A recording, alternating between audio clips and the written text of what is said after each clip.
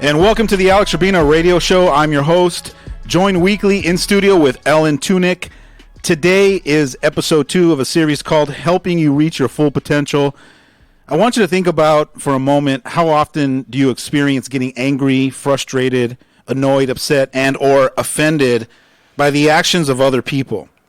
I want you to imagine living your life very seldom or hardly ever experiencing any of those negative emotions.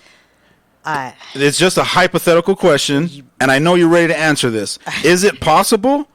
Of course it is, but it's going to take some work. Later in the show, you're going to have an opportunity to listen into a live coaching session, so stay tuned for that. You're not going to want to miss that. But the question I want to ask you specifically, Ellen, is what would your life look like if you never gave up your power to anyone ever again by allowing their actions to cause you to be or feel angry, frustrated, annoyed, upset, and or offended by anything that they do or don't do? Honestly, it's unimaginable to me. It's unimaginable at this point. I try intellectually, I hear exactly what you're saying, and I believe that the realm of possibility is out there. Well, that's the first step, actually. Okay. So maybe it is imaginable. Yeah, being open to the possibility that you can live your life totally surrendered to not allowing other people to press your buttons, tag you, take your power, all those kinds of buzzwords that we use in this work. You know, I think at this point in my life, being as old as I am, people don't really push my buttons anymore. It's more about me making sure that everything is okay with everybody else. You and I have talked about this in the past. People don't really push my buttons anymore. I let a lot slide off now because it's just on a scale of 1 to 10. How important is it? 0. Okay. But I still have a lot of energy that goes into making sure that people that I love are okay, that I'm doing everything I can to make their life better. Okay. And with your commitment to help your kids or the people in your life or your inner circle help their life be better, are there any times that you ever get annoyed, upset, angry, somehow Yes. feel those negative emotions by some of the choices they make, some of the things that they do, some things that they say, some things that they don't do or don't say, that you feel like your blood pressure is going up, you get, you're stressed out about it, and that you're not having the joy and peace and freedom that you can with the ability to see certain distinctions in your life that set you free in that state? Yes. So that's what we're talking about Yes. today is I just want to open up the possibility that we unconsciously, including myself, at a certain point, we live our lives without realizing that I'm at choice, that I actually am choosing how to respond or react in every situation. How does that happen? Well, it's an awareness. It's an awareness of you realizing that you're always at choice. You're always choosing, but the question is am I choosing unconsciously or consciously? And to break down the distinction is consciously you're aware of your choice. Unconsciously you're totally unaware. And that's where we become reactive.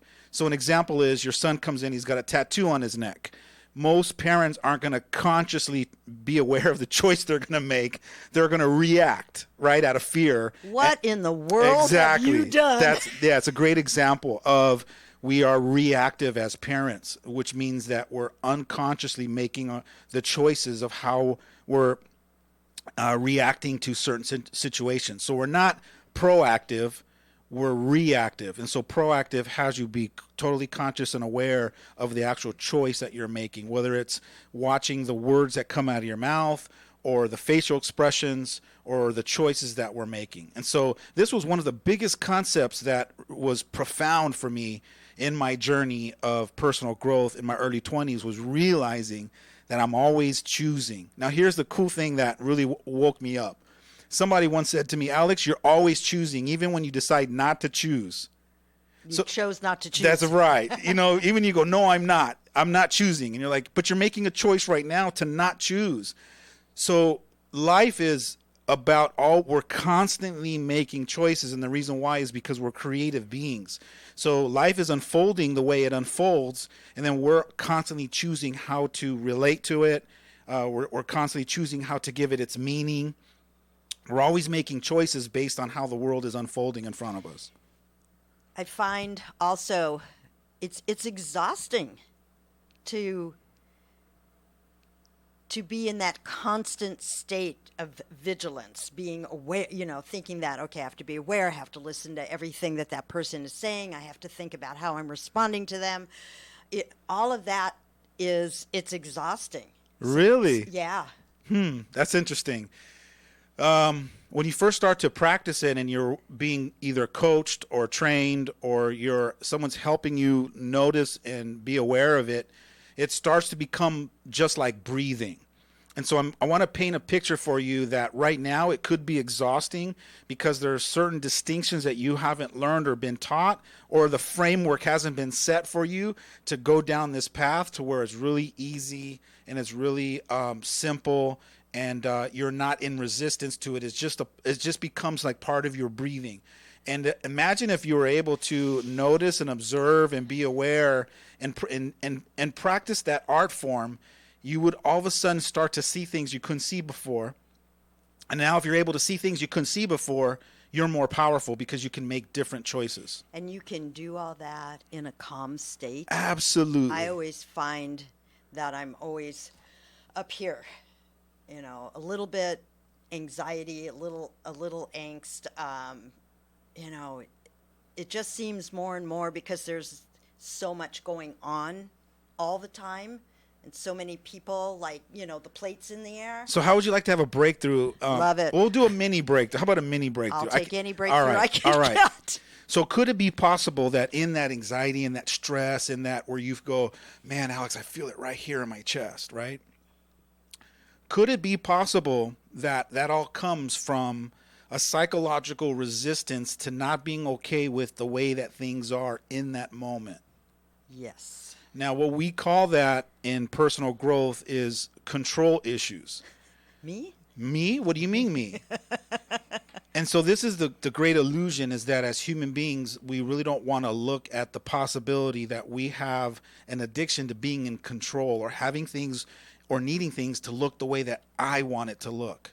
And we don't know how to surrender and allow life to unfold the way that it's supposed to unfold or the way that it's unfolding, and then separating myself from the responsibility of I need to make it look the way I need it to look. And so that's where the freedom comes from, is realizing that distinction and then embracing it and starting to practice to live your life, not trying to control everything. And then you get to a stage where you realize I actually control nothing. So how do you move yourself through the fear? It's actually a little bit fearful to not know what's on the other end when you just surrender to it and you don't say, okay, I'm going to take this and I'm going to move that over there and I'm going to move that to the left because that feels good to me. How it's fearful not to know. But what I want to point out is it's fearful either way. True. You're afraid of not knowing what's on this other side, and then you're feeling the fear because you're trying to control it and make it look the way you want it to look anyways, but none of it's working.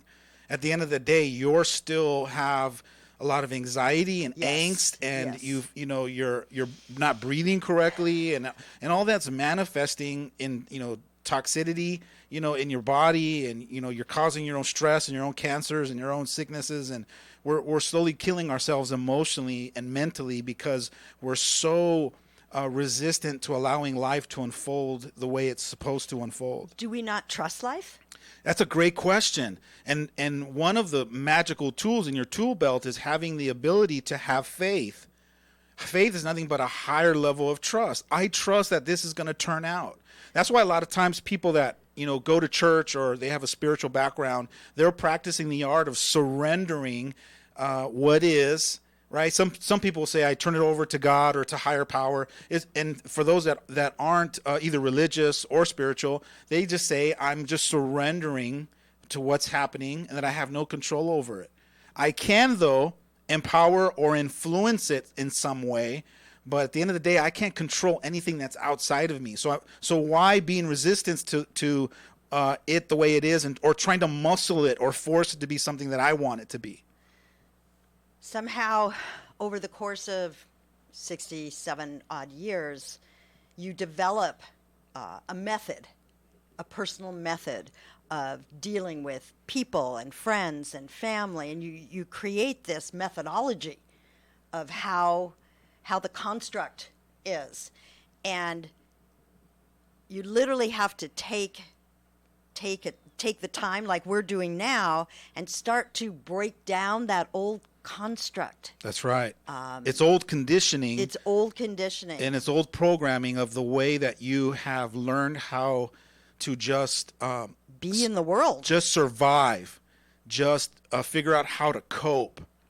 And so you're right. It is for some of us 30 years, 50 years, 60 years of old conditioning and habits and a practice. It's an unconscious practice that you've been practicing for such a long time. And that's why when it comes to coaching, your job is to figure out how to unprogram that. And the cool thing about having a coach or a mentor or someone that has experience walking people down that road to surrender some of those old tools that aren't effective or they're not working, especially in today's world, you got to surrender at some point and be what's called coachable. And what's amazing is the word coachable has its own distinction. So does surrender. Yeah, well, part of being coachable is surrendering, it's right? A big word, Alex. Yeah, you have to surrender all of these beliefs that you've created. You have to surrender all of your ideas and ideology about the way you think the world has been for so long. It's about going back to becoming a student again. You have to really... A student of the world. You have to surrender being the expert of your world and practice being the student of a new world and a new way that you want to start living your life. And key word there is practice. I mean, everything in my life, it's like... I need to learn how to do it quickly. Well, isn't that what all the young kids are doing now? Well, yeah. They've been programmed. They've been programmed in living in a world where instant gratification is all they've experiencing. Our board op right now is getting his instant gratification on his cell phone. It's happening everywhere you go. We're looking for instant gratification. We're plugging into everything and all the time because we need to be stimulated, and that's just where the world is evolving to. Over what we're looking at. But some people don't realize that they actually have control over that because they're not aware of their choices. They're not realizing that I actually have the awareness to actually choose this or not. Right. Or put it down. Or even put it down. And then you get into you get into the weeds now of some of us in our unconsciousness. We're so programmed, and we've developed these habits and these patterns. Some of it now can actually be an addiction. We can actually have interpersonal addictions that get in the way of us and sabotaging our full potential. Well, you can't be present when you're addicted to your phone. But some people would disagree with you because they can go. They use the keyword multitasking. However, for me, you can't multitask because you and be in the same present moment at the same time, because it's like trying to sit and stand in the same moment. It's not possible. You either have to choose to be there or here. And so a lot of times we think that we could do both. You can try to do both, but you still won't be either here fully or there fully. You have to do either of it well. You have to decide. That's right. You're either doing 50% there, 50% here. And parents know this a lot because when they're talking to their kids or their husband or their wife and they're giving instructions and they're like, they're grabbing. And put it this way, when we're present in the present moment listening, most of us aren't fully present anyways. And this is why. The brain, when it listens, it cannot grab each word and hold on to all the words and then compile the story. What we do is we pick out every 7 words or 12 words, and then out of those 12 words of 200, then we compile the story with those 20 words. But if you're really unconscious and unaware and you're not present and you're distracted, now you're picking out every 30 words. So if you're picking out every 30 words out of a whole conversation I'm having with you and you're trying to compile a story, how effective are you at listening? Not very effective. Not at very all. effective. Yeah. So I'm trying to explain to you that even when we're conscious and aware and in the moment, our brain still can't grab every single word. We're grabbing every other 8 or 12 words. And being conscious, it's like I think I am. I don't know I am No, you are what? conscious. Yeah, exactly. I think I am, Exactly. but I don't know I am. None of us are, including myself, are fully conscious. I mean, there is a true art. It's a journey. It's like I'm embarking on this conscious journey, and it's a commitment I'm making, and it's a constant practice. Now, do we ever get there? I don't know. I've never gotten there. From what I've heard, even some of the most enlightened people, most conscious people that I've ever witnessed or been around, or even some of my mentors, they never get there. It's But like that's okay. It's okay because it's like if I'm shooting to get to a 20, and I work really hard being mindful, and I practice, and I'm really rigorously practicing being conscious and aware and self-realizing myself and being in the present moment. I might not get to that 20, but I might get to 16. However, if I don't embark on that journey, I could be totally just fluttering around at a 4 my whole life. So it's more about your commitment to being conscious and aware, such that you're able to grab the goodies that come from that journey and the payoffs that you get, like freedom, joy, passion, purpose, living a meaningful life, having deep, meaningful relationships with the people I say I love the most, being able to sit down and cry and experience love with each other. It seems so overwhelming that there's so much that almost needs to be undone, retrained. How do you get your clients to understand and focus? It's baby steps. It's one step at a time, because I'm overwhelmed thinking of all that you're saying, and I'm going, yeah, and then I'm thinking, oh my God, how am I ever? So I almost have to back it off and say, okay, I'm going to work on this one little thing. That's all you can do. It doesn't matter how much I throw at you or how deep it is. You're not going to be able to grasp all of it anyways. It's like I want it all. That's great. You can want it all, but you're not going to be able to. And you've been in a couple of my workshops. Yes. It doesn't matter how much I want you to learn. I can throw some 50, 80 years of wisdom your way. You're only going to grasp the capacity to which you have available to you. And everyone in that room can only grasp this open space and the willingness to be open and be absorbent to the information and the aha moments and the breakthroughs. And so you're going to notice in the next coaching session that I have on the radio, we can only go as far as she's willing to go, or that she has that capacity, or they are baby steps. They're moment to moment. They're session to session. However, after 3 months, 6 months, a year, 5 years, 10 years, you are growing at an enormous amount of personal development and growth. You're evolving. You're getting ahead of the curve of the way that the world's evolving. One of the saddest things to me is watching an elderly person who has given up on being a student and learning, whether it's technology. Like it's over. It doesn't Yeah, matter. yeah. You have people, my mom says it all the time, like, you can't teach an old dog new tricks. And, they just kind of settle for, this is just who I am. And that's enlightening in itself. However, the world doesn't work like that. The world is constantly growing and evolving. And so are people. So are your kids. So are the people that you're in relationships with. And I've been and had the honor and the privilege to coach couples. And one of the things I'll tell one of the couples is, you both, if you want to do this work, you got to embark on it together. It's got to be a journey that you both decide to grow together simultaneously. Because if not, what will happen is one of you will outgrow the other person. One of you will get past a certain point that once you get past that pivotal point, you're not in the same ballpark. You can still be in the same ballpark. Like, you can be, on the field, and Ron can be up in the bleachers, but you're still in the same ballpark. You still understand each other. You still have love for each other. You can still communicate in the same realm. But you can't be at Dodger Stadium and he's in Wrigley Field. That's a completely different journey, a completely different mindset. Yeah. And you're going to do nothing but move in opposite directions. That's right. So we have to be working together. We got to be evolving together. And the world is evolving whether you want it to or not. Really? How dare it? And so the farther behind unevolved you are from the rest of the world and the rest of the people in the world that are growing, you start slipping behind. That's isolating. And then you're struggling.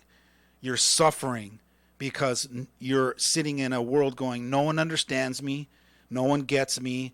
And then you start to become a victim and you start pointing fingers at everyone else, not realizing your own true power to make the difference in yourself. Well, you stopped participating in your own life. Yeah, absolutely. We got to take a break. We got to take a short break, but we'll be right back. You're not going to want to miss the segment after the break. You're going to get a sneak peek into a real live coaching session on the air.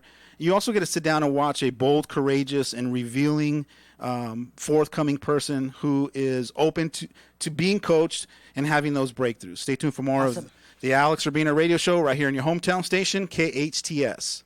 On Saturday, June 9, the Church on the Way Santa Clarita is hosting Medical Mission Adventures, a free clinic that offers medical, dental, and vision services. This event allows those without insurance to receive the best professional care at no cost. The doors open at 9 a.m. on June 9, and services are rendered first come, first serve. The Church on the Way Santa Clarita is located on Cinema Drive. For more information about this event and others coming up, visit our website at tcotwsc.org.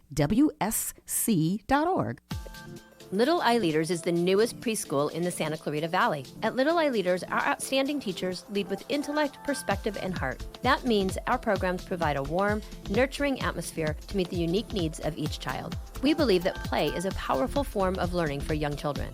That's why our kids have every opportunity to learn through the magic and excitement of play. Parents, schedule a tour today by calling 303-0400 or online at littleeyeleaders.org. Marston's Restaurant has been a Pasadena landmark, voted the best breakfast in California by the Food Network magazine. Discover Marston's Santa Clarita location, open for breakfast, lunch, and dinner. Marston's also has a fantastic catering menu that adds a delicious twist to any event. And they cater picnic dinners for that memorable romantic date. Experience Marston's on Newhall Ranch Road and McBean, or log on to marstonsrestaurant.com. The USC sexual abuse scandal is heart-wrenching, as more evidence is revealed showing school officials ignored legitimate complaints from dozens and dozens of female students dating back 3 decades. Many are still traumatized. The Santa Clarita law firm of Owen Patterson Owen is helping USC victims get financial assistance for their suffering and see that justice is served. If you know someone impacted by the USC gynecologist's abuse, visit opolaw.com. opolaw.com. There's only one Santa Clarita plastic surgeon who is Yale trained and board certified, Dr. Justin Heller. To be a board certified plastic surgeon like myself, what that truly entails is about 5 to 7 years of honed surgical training in reconstructive, all areas, as well as aesthetics, which means your facelifts, your breast augmentations, your body contouring, true training, and board certification. In fact, that's the only board certified area that can be achieved in this realm. Dr. Justin Heller, warm, understanding, always available for guidance because he's local. HellerPlasticSurgery.com.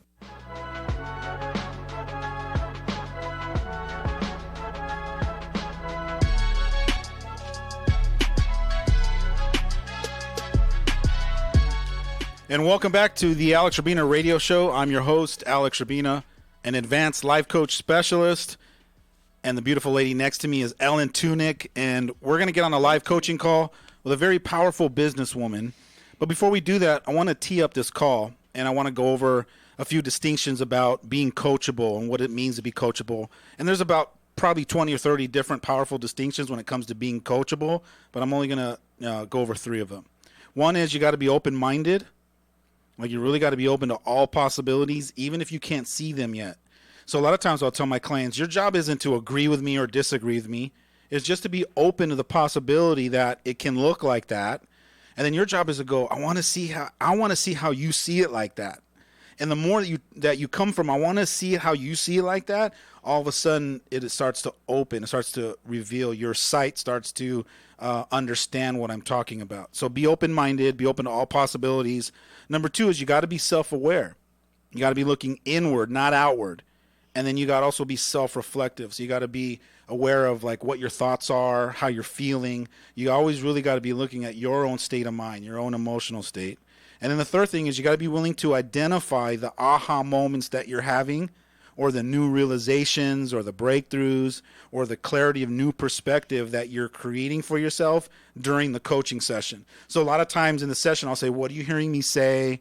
Or what are you realizing? Or what are you hearing your own spirit voice telling you? I'll say it in different ways, but you got to be willing to, cherry pick the golden nugget of the conversation. Otherwise, and celebrate it? Yeah. Otherwise, we had a powerful conversation for myself and not for you. That doesn't make sense, right? You're paying me to help you create some powerful aha moments such that you're learning from them. If you're not grasping onto them, and then they can flee. That's a process as well, just like everything else, to actually know and feel when you can identify that and not let it just kind of pass through. Well, I help you by asking you those questions That's at the a end. good Like, thing. what did you learn? What are you hearing? That's right. And so we got a caller on the line. Patty, are you there? Hello, Patty. Hello. How are you? I'm good. How are you? I'm doing great. Hi, Patty. Hi, Ellen. So thanks for taking the time to be on the air and be willing to be coached. You're one of my special clients. You're one of my favorites. Aww. Because you're so courageous and you're learning at such a ridiculous rate. You're accessing more of your power, and you're a huge gift to the world. And I want to thank you first for taking the time to be on the show. Thank you, Alex. I appreciate those kind words. So what's the question? So what I normally do, Ellen, in case you didn't know, I usually ask my clients to figure out what they want to work on, like what's in the gap between where they are and where they want to be, and then try to narrow down a question. Because by you asking the question tells me where you are by the words that you use, and then it starts, I know where to meet you at, and then it starts the dialogue. So what's the question that you have, Patty, or the thing that you want to work on today? I'm struggling with a particular situation with a person, is an older gentleman that I have pretty regular interaction with, and there's a constant trigger, and I'm trying to become more neutral to his triggers. He can be very sarcastic, very condescending, and there's a part of me that struggles with wanting to stand up for myself and wanting to respond to his comments. There's a part of me that just wants to let it go and just let him be him. And it's that trigger, like you were talking about earlier. He will poke me and trigger me, and I try my best not to let that happen, but it does. Does he do this on purpose, or is it just a personality trait? This is his personality trait. It's who he is. So I'm not going to change him, and I'm realizing that I certainly will never change that part of him. That's not in my, that's not going to happen. I totally know that. But it's still, when he triggers me, it's just, it's hard to it's hard to let that flow off. All right, so you ready for the breakthrough? I'm not even going to let you ask the question. All right. Are you ready? I'm ready. I'm ready. Okay, he's not triggering you. The man is just being who he is, and you're triggering yourself. So let's be open to a possibility that there are some things from your past that are some pet peeves of yours. Be open to the possibility you might have some insecurities, like having somebody question you, or maybe in your past somebody joked around too much, didn't take you serious. And so you got these limiting beliefs that are transparent, and they're in your operating system. And every time this guy does what he does, because he's just doing what he's doing, he's just being him. He's just being his own personality, bringing his own stuff into his choice of how he wants to show up in the world. Box. Yeah, but I want to break the distinction that he's just doing him. However, the way that you're perceiving him doing him are triggering certain things that you have, some insecurities that you might still have to work on within yourself. that causes you to get annoyed, to feel disrespected. Like you're the meaning maker to all of your experiences. He's not the meaning maker to your experiences. The meaning maker. We're the meaning maker. I'm deciding whether you're nice, whether you're rude, whether you're arrogant, whether you're pleasant. I'm deciding all of those for myself. You're just being Ellen. I'm the one that's deciding all of those experiences. I'm giving the value to my experience that I'm having of you as you walk in the room. So, Patty, what are you hearing me say? What are some of the aha moments that can come out of that discussion? So it's my belief system and my issues. Well, I don't like that word issues, but my experiences in the past. Experiences, yeah. My stuff that is. I like the word stuff. Stuff is good. Stuff is really It's neutral. We right? all have lots of stuff. We got a lot of stuff. Yeah. That is playing a part here in my perception of what he's doing or saying. To, and I say that word delicately, to me. It's not to me. It's just he's saying it, and I'm taking it as it's to me. You're personalizing it. I'm personalizing it, yeah. And I think because it's so consistent and so often that it's like, oh my gosh, dude, give it up, stop it. And again, I kind of come back to that. Part of me wants to stand up for myself and set the boundaries, and it might be from some of the stuff from my past where I want to be heard, I want to be understood, I want to be like, okay, this is not okay to do. Well, but I think, and correct me if I'm wrong, boundaries are okay. There is no wrong, and boundaries are okay. However, sometimes we think, like, I need to stand up for myself. You need to stand up for yourself if he's doing it intentionally to either put you down or he's doing something to harm you. He's probably just being him, and you're perceiving it as, you shouldn't be doing this to me, right? So instead of standing up for yourself from like, I got to stand up and tell you not to do this, I'd much rather you be in a powerful state and come from a vulnerable state and let him know that, hey, you know what, when you act like this or when you're choosing to show up like this, it's a trigger for me. Try to have him be compassionate enough to know that that's setting off something inside of you that's not helping you grow or get past that stage, so that he's more aware of it. And I think that if you come from that place, more often than not, people are more compassionate and understanding, and they get it, and they go, I totally get it, and thank you for pointing that out. Because they've been totally unaware up to that point. That's right. Now, if he's aware and he's just purposely, intentionally doing that, and you have discovered that, or he said it out of his mouth, then you can stand up for yourself and say, okay, now that you're telling me that you're doing that intentionally, that's not okay. So I don't want you to jump from A to C. I want you to go from A to B. A to B is letting him know that it's something that's it's a function on your part, not necessarily his, because then you'll start to project to him that he's bad and wrong for doing that, when all he's doing is just being who he thinks he needs to be. Have you ever actually had that conversation with this gentleman? No, I have not. So what you're saying, Alex, is that I should sit down with him and just say, hey, these, and I have to be careful with my words with him, these behaviors, these comments, these are triggers for me personally, and I would appreciate it if you just, were aware of that. To me, that sounds powerful. If you came in, if I was doing something, if I was being the jerk that I somehow am perceived from other people, or arrogant, or however people see me, if I'm rubbing people the wrong way and I'm totally unaware of it, and they came to me and said it the way you just said it, man, I would feel really bad, and you would cause a new awareness in me, and gave me that feedback that however I'm showing up is not supporting you. And so I would be compassionate in that moment and go, hey, first of all, thank you for having the courage to share that with me. I never realized that my playfulness was a trigger for you, and so I'll be more aware and more mindful of that, and thank you for telling me that.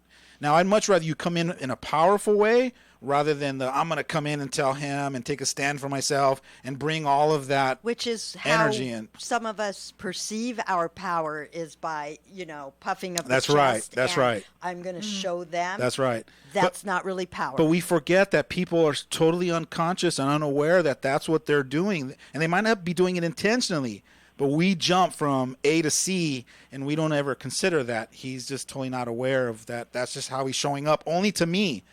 Because someone else could be in the room, and he could be doing the same thing, being playful or doing whatever he does or says whatever he says. And it has no impact. Yeah, and they're like, and you go, aren't you offended? And they go, no. No. What are you offended of what? How do you feel about having that conversation with him? I'm comfortable with that conversation. I can share that others share my experience with him, and I will absolutely have that conversation. I'll come from a place of, it's my triggers. Yeah, but don't collect evidence, because it's very easy to go, No, hey, yeah. by the way, so-and-so, so-and-so, and so-and-so. Yeah, Just be yeah. responsible for your own experience, because it's Yeah. something that you got to overcome, that you get to overcome. Because there's Yeah. other people that don't have those kinds of experiences. I'm fascinated once you have this conversation. I'm actually fascinated as to what his response is going to be. Yeah, me too. Yeah. And I will.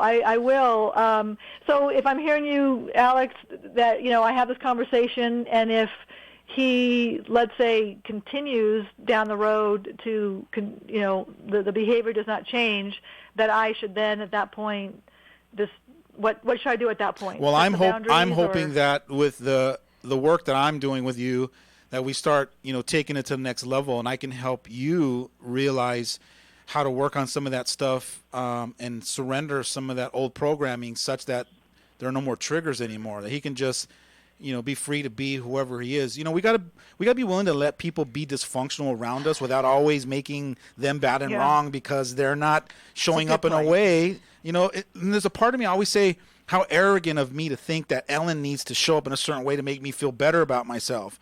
No, I get to work on myself so Ellen could just be who Ellen chooses to be, because God gave her the ability and the gift of free choice.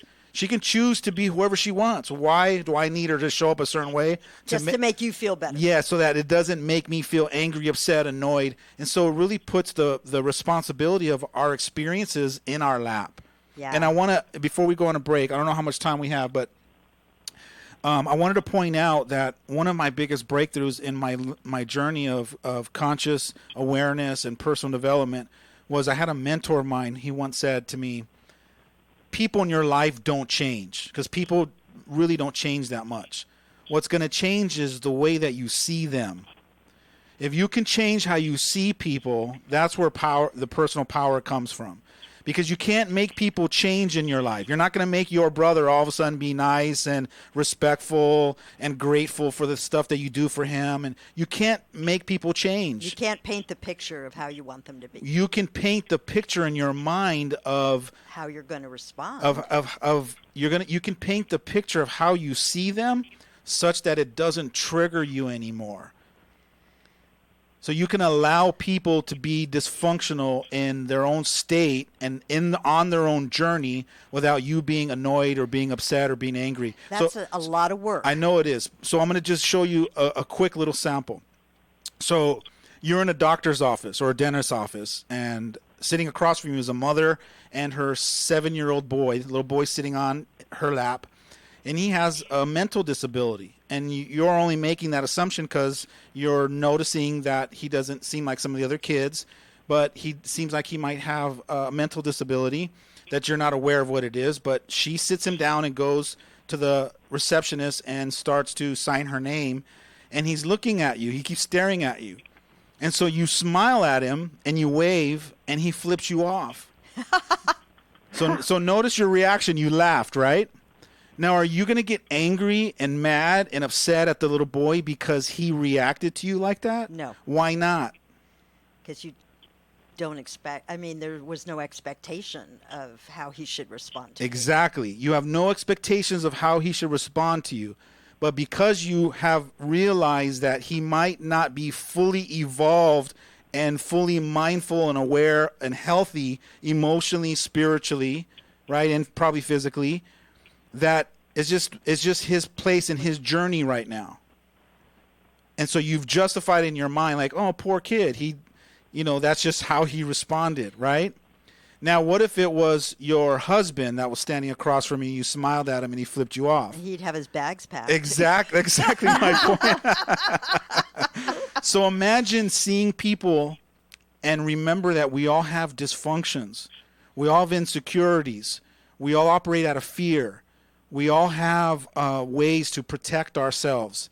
There's certain masks that we put on. There's certain personas that we take on to deflect and to push people away, or to take stabs at someone to make ourselves feel better. We have all these rackets that we run, all these games that we play from our ego. See, I told you it's exhausting. Well, it's not exhausting. If you want to absorb it right now, you're only absorbing what you can absorb. But I promise you're going to walk out here just going, all right, I feel like there's something there. I got to keep going down this journey. Do. I know, right? Always do. Yeah. Yes. So what are you hearing, in Patty, as I'm sharing a little bit more like these stories and painting a broader picture for you?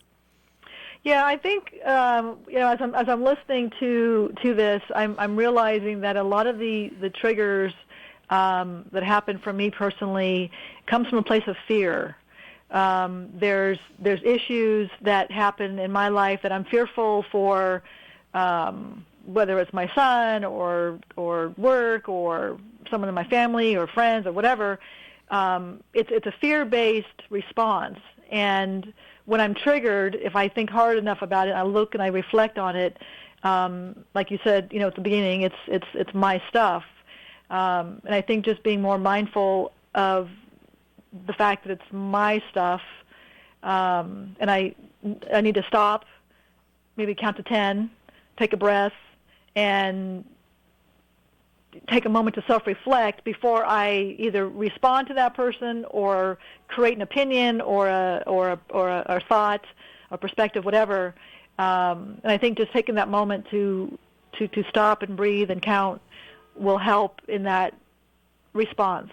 Yeah, absolutely. And that's a powerful gift. That's a powerful perspective to hear you now speaking from the responsible version, as this is stuff that's going on my side of the street. This is something that I need to be aware of so I can course correct those such that the guy can just be who he is versus all the being time. Reactive. Yeah, and I don't have to react. I can just allow him to be who he is, and he doesn't interrupt my space and my joy and who I am and what I'm about, and I don't have to have all those people in my life. I can just live free and just, be abundant with my happiness and my joy. We got to take a break. Patty, thank you so much for calling in. I appreciate it. Thanks, Patty. Thank you. When we come back, Elle and I will gift wrap this present moment. We're going to put a pretty little bow around it, and we'll give it away forever. Stay tuned for more of the Alex Urbina Radio Show right here in your hometown station, KHTS. Santa Clarita, bedbugs are taking over our city. They've invaded our homes, our businesses, and most importantly, our sleep. If you have suspicious bites that appear nightly or have a bug that you need ID'd, your best option is to make one call to All Pro. We offer a 100% guarantee that your bedbug issues will be solved with heat in one treatment. No need to tent or spray your house with chemicals. Heat is all you need. Call 661-298-2200 or text me a bug picture to 661-645-0540. It's time to sleep tight again, STV. The Santa Clarita Artists Association has a new gallery in downtown Newhall on 6th Street between Main and Railroad, right across from the Canyon Theater Guild. The gallery features our members' paintings, sculptures, and one-of-a-kind handcrafted gift items. Whether you're an art lover, buyer, or an artist wishing to join, visit our website at santaclaritaartist.org, come to our free monthly meetings at Barnes & Noble, or stop by the gallery. For upcoming events and exhibits, check us out at santaclaritaartist.org. We make visual art visible. I'm Jesus Hanau of Loyola Commercial, here to invite you to the Commercial Hour. Tune in Monday at 12 as we find out what's being developed in our city. Do you know about the 102 new homes in Stevenson's Ranch? What about the 4.2 million square feet of new industrial space in Newhall? Be in the know your city. Find us at LoyolaCommercial.com. Once again, LoyolaCommercial.com.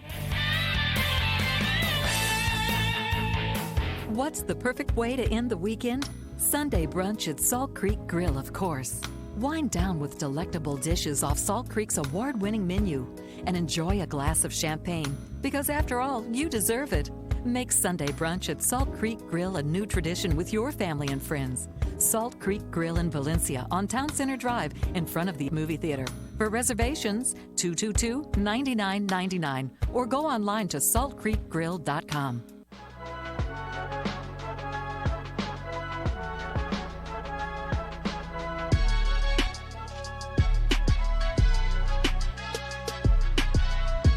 And welcome back to the Alex Urbina radio show. We're going to wrap up this amazing hour of discovery and growth. And, what are some of the takeaways, and really kind of talk about some of that. So I'm going to ask you, Ellen, what did you hear? What did you learn? What did you discover about yourself in this coaching session? Just sitting in and being an observer and just kind of maybe putting yourself in some of those scenarios. I related to Patty's situation completely. I've experienced that thousands of times in my own life. But what I heard and the aha that I got was you can actually take that experience with what someone is giving to you and almost see it as a gift to yourself to do some healing. Yes. So it's a gift, it's a present, and it truly doesn't have anything to do with the person giving off this information to you. So if Patty sits down and, has this conversation, it doesn't matter what he says or how he responds.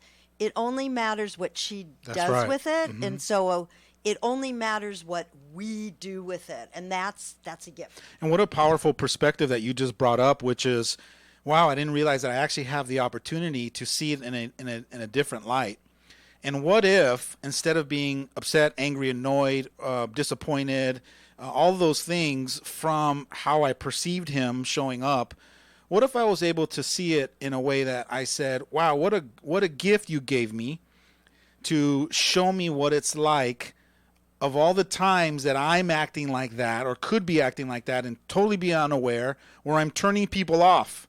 You just showed me that there's times that I could be being that person for other people and totally unaware of it. So instead of going and sitting down with him and saying, hey, this is kind of my thing, would you be, willing to, be aware of it and, kind of watch, how when you're running that racket or whatever it is. Instead of doing that, just putting in a framework of, I should just send him, some thank you note and some flowers. right. And be grateful that he was able to show me a portion of me that I get to work on. There's some things that I still need to work on the inside of me, my own perceptions, my own limiting beliefs, my own fears, because what the way he was showing up just happened to be the perfect combination to be triggers that brought some stuff up for me on my side of the street.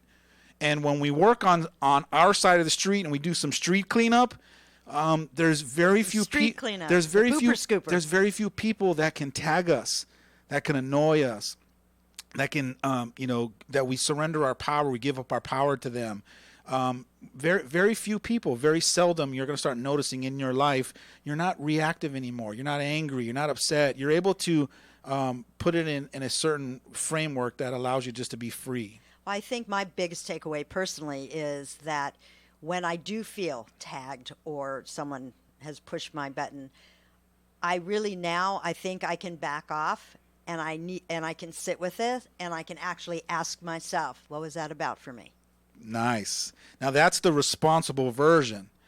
You got to remember that unconsciously, if we haven't been taught that there's a responsible version and a victim version, most of us by default, when we go into reaction, we're reacting from the victim version.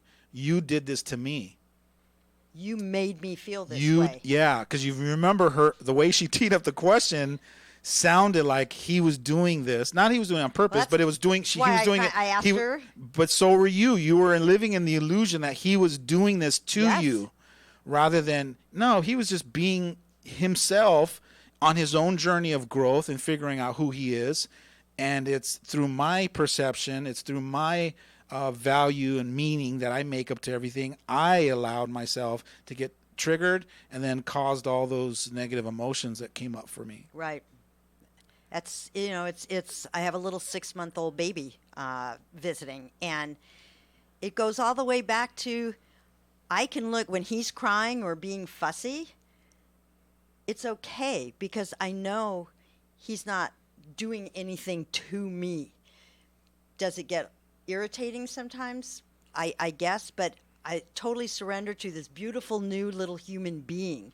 But when they get older, these human beings are not so beautiful anymore. And so that's when you start getting tagged, and you have to really Why take aren't a moment. Why aren't they beautiful anymore?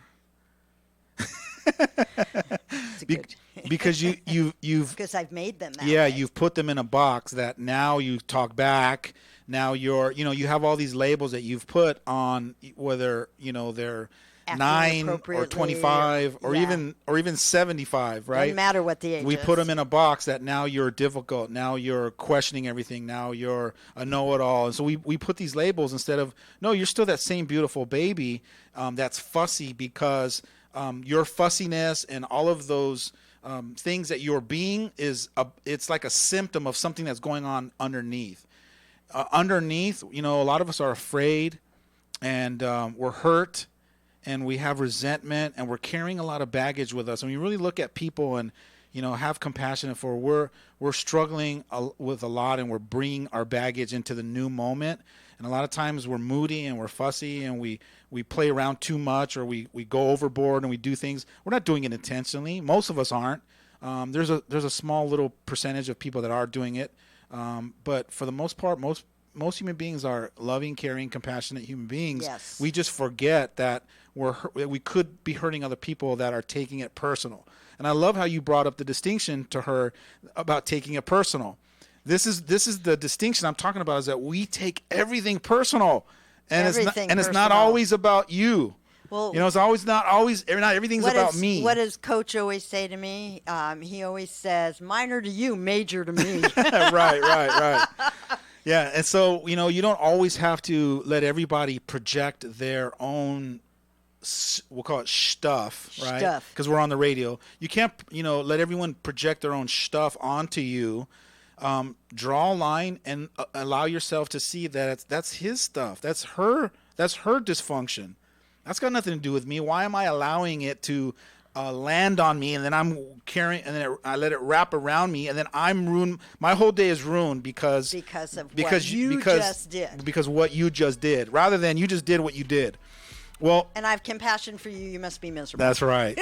That's all the time we have. But the good news is we're always live right here every Friday at noon. Please follow me on Facebook at Coach Alex Urbina.